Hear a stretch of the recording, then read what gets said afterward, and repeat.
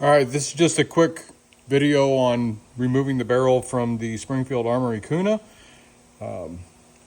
This one has obviously already been barrel swapped, so it's going to be a little bit easier. Some of the steps involved, like loosening the muzzle device off of here, as well as the barrel nut, might be tougher on one that you have if the barrel hasn't been removed at any time previously.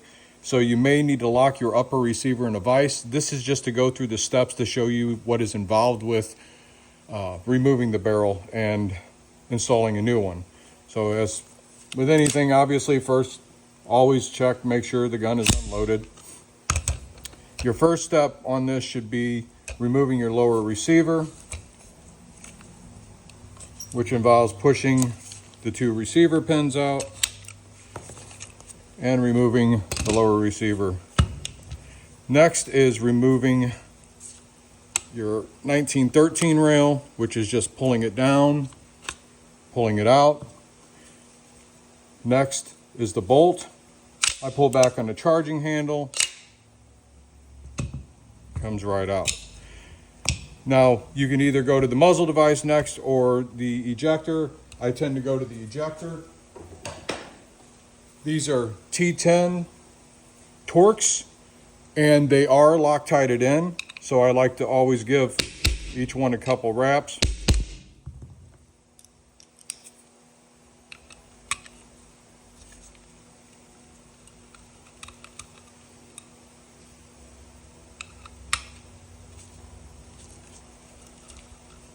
Sometimes you might need to hold the ejector from the bottom when you remove the second screw because it'll try to spin.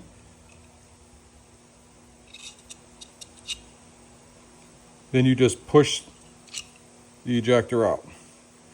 Next, remove the muzzle device. Mine was a 17 millimeter, and I just used the hex up here.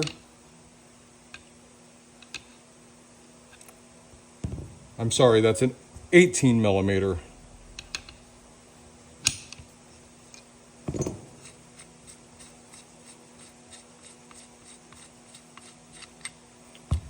And there'll be a washer on there as well. The reason you need to remove that is when you go to insert the wrench.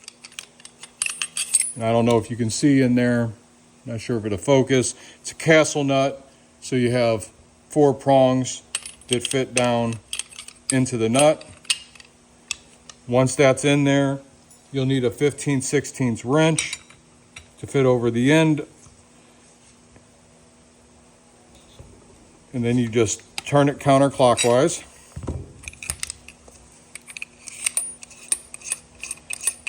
It's easiest to hold it sideways like this when you're unscrewing it. Then you will see your castle nut and your ribbed washer here that allows it to lock on there. Next, you have your 2 feed ramp T10 Torx. Again, these are going to be Loctited, so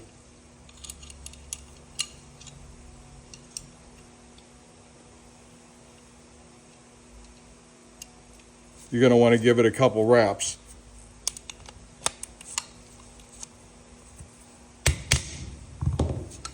Before unscrewing.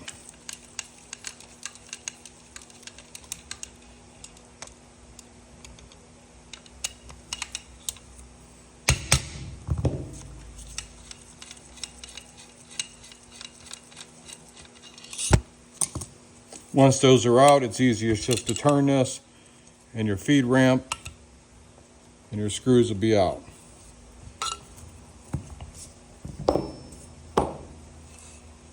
To remove the barrel at this point, there's nothing holding it in, but to not damage the crown, have a padded surface or maybe even a rubber mallet or something and just give the muzzle a tap. And that'll break it free.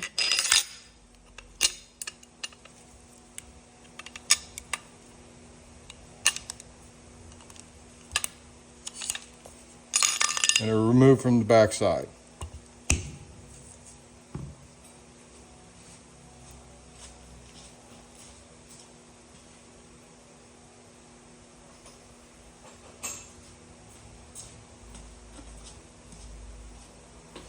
If you're installing the tri-lug barrel, you'll notice on the castle nut where it has reliefs, interrupted threads, so that will actually fit right over. To reinstall it, you'll notice there are 2 flats on the sides of each barrel. Other than that, the orientation really doesn't matter when you put it in. Making sure that your rear receiver pin is out. You drop it in.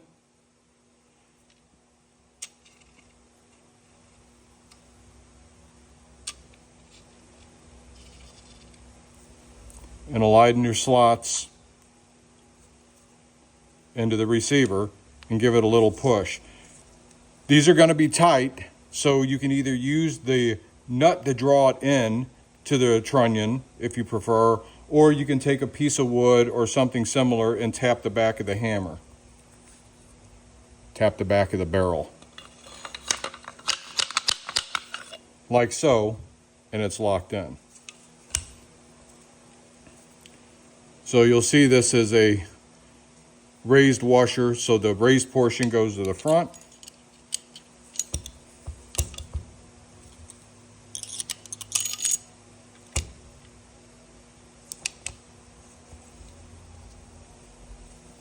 When I install the barrel, I always make sure that it's clear of the tri-lug first. Then I mount my nut on there.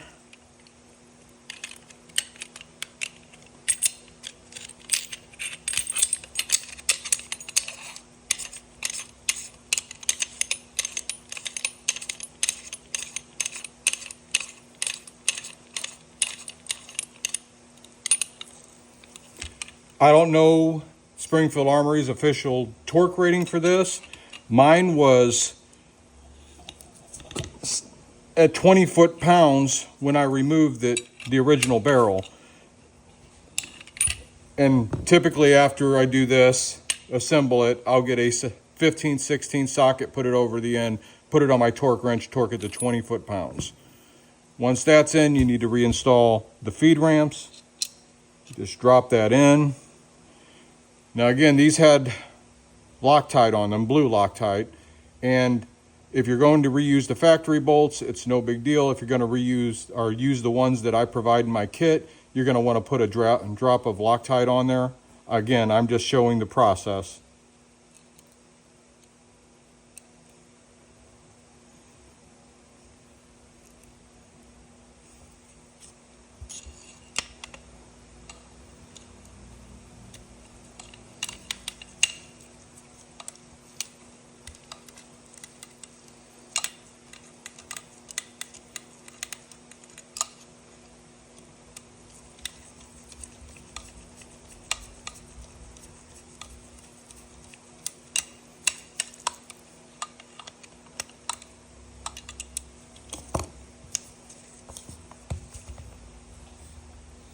Reinstall the ejector, hook forward.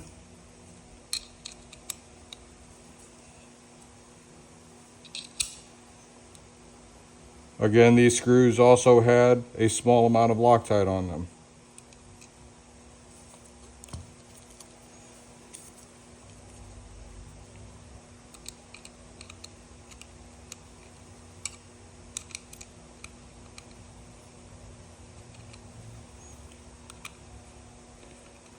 These screws and the feed ramp screws both broke at 12-inch pounds when I removed them.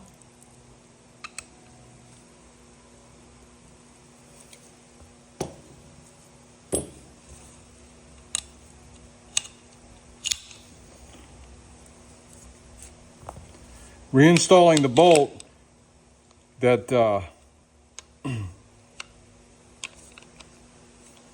block takes a little bit of a push to get it past to clear the upper receiver.